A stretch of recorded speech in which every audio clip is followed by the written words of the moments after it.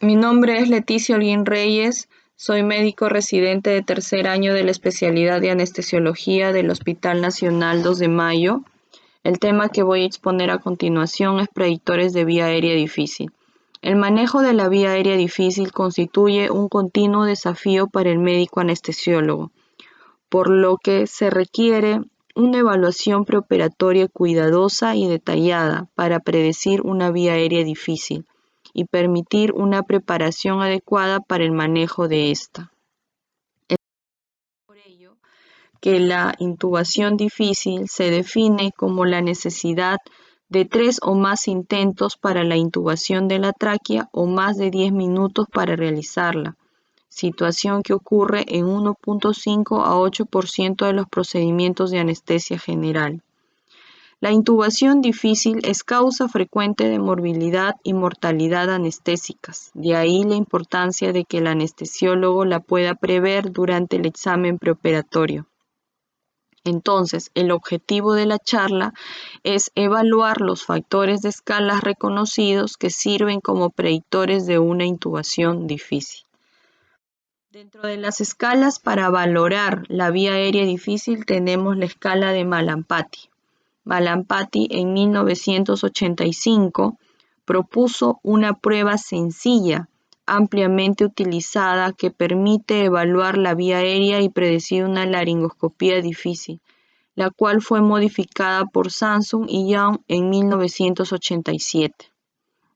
La escala de Malampati tiene 4 clases. La primera clase, en donde se visualiza el paladar blando, la úvula y los pilares amigdalinos. La clase 2 se visualiza el paladar blando y la úvula. La clase 3 se visualiza el paladar blando y la base de la úvula.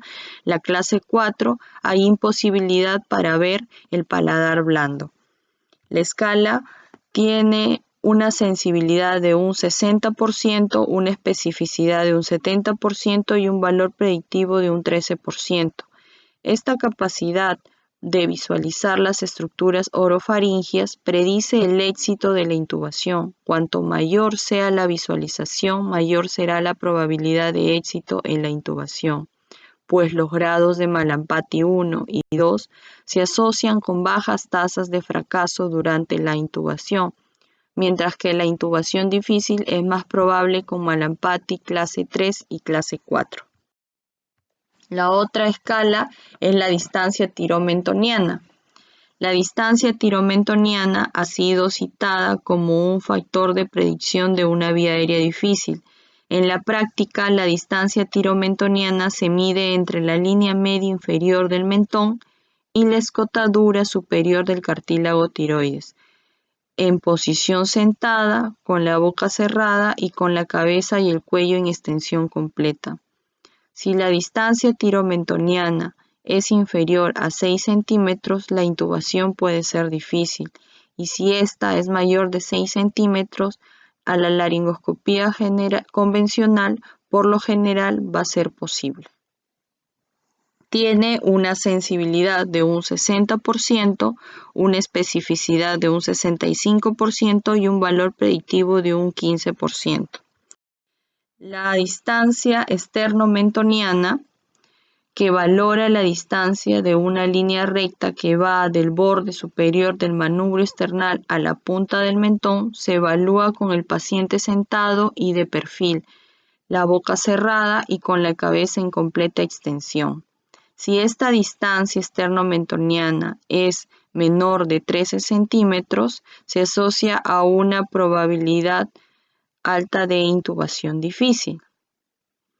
Tiene una sensibilidad de un 80%, una especificidad de un 85% y un valor predictivo de un 27%. Entre las pruebas de un solo factor, entonces la distancia esternomentoniana dio el más alto cociente de probabilidad positiva y diagnóstica con sensibilidad y especificidad moderada, sugiriendo que es la mejor prueba para descartar intubación difícil cuando se toma en cuenta como una única prueba. Sin embargo, son muy pocos los estudios realizados, por ello el diagnóstico sigue siendo inconcluso. Otra medida es la distancia interdental, o también llamada apertura bucal, en donde la distancia existente entre los incisivos superiores y los inferiores se valora como máxima apertura bucal y ligera extensión cefálica. Tiene una sensibilidad de un 40% y una especificidad de un 90% y un valor predictivo positivo de un 17%. Si la apertura bucal tiene una distancia menor de 3 centímetros, se asocia con una probabilidad de intubación difícil. Varios estudios entonces indican que la apertura bucal limitada está fuertemente asociada con una intubación difícil. La protrusión mandibular, que valora la capacidad de deslizar la mandíbula por delante del maxilar superior, tiene una sensibilidad de un 30%, una especificidad de un 85% y un valor predictivo positivo de un 9%. Esta protrusión mandibular se sugirió como una prueba adecuada para predecir intubación difícil.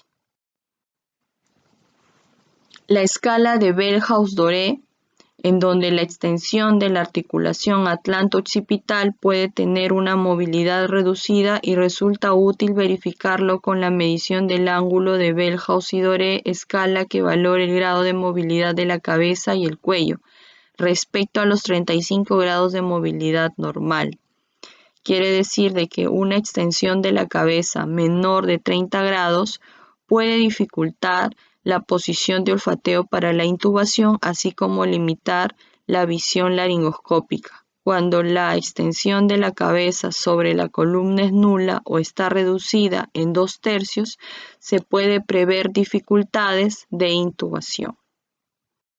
La otra es la clasificación de Corman, en donde valora el grado de dificultad para la intubación endotraqueal al realizar la laringoscopía directa, según las estructuras anatómicas que se visualicen, y para tal efecto se dividieron en 4 grados. Grado 1, en donde se observa el anillo glótico en su totalidad. Grado 2, donde se observa la comisura o mitad superior del anillo glótico. Grado 3, donde solo se observa la epiglotis sin visualizar el orificio glótico. Y el grado 4, imposibilidad para visualizar incluso la epiglotis. Aquí es donde la intubación solo es posible con técnicas especiales. Entonces, la dificultad para la intubación puede ser anticipada cuando la laringoscopía se encuentra en un grado 3 o en un grado 4 de Corman.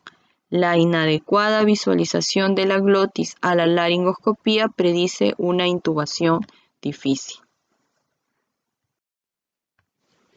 Aquí en este cuadro se observa como un resumen de los predictores de vía aérea difícil, antes mencionados, ya la distancia interincisivos o también llamada apertura bucal, la clasificación de Malampati, la distancia tiromentoniana, la protrusión mandibular, la articulación atlanto-occipital o la escala de Bellhaus-Doré, la distancia externo-mentoniana, también las historias de intubaciones previas si han sido difíciles en el paciente, entre otros. Entonces, en la actualidad, las pruebas de detección disponibles para la intubación difícil tienen un poder de discriminación solo de pobre a moderado cuando se usan solas. La combinación entonces de estas pruebas incrementa el valor diagnóstico de la intubación difícil. Entonces, en conclusión, es primordial que el profesional encargado de la intubación valore correcta y exhaustivamente la vía aérea del paciente para que pueda indicar las medidas preventivas y resolver adecuadamente las dificultades que se presenten. Gracias.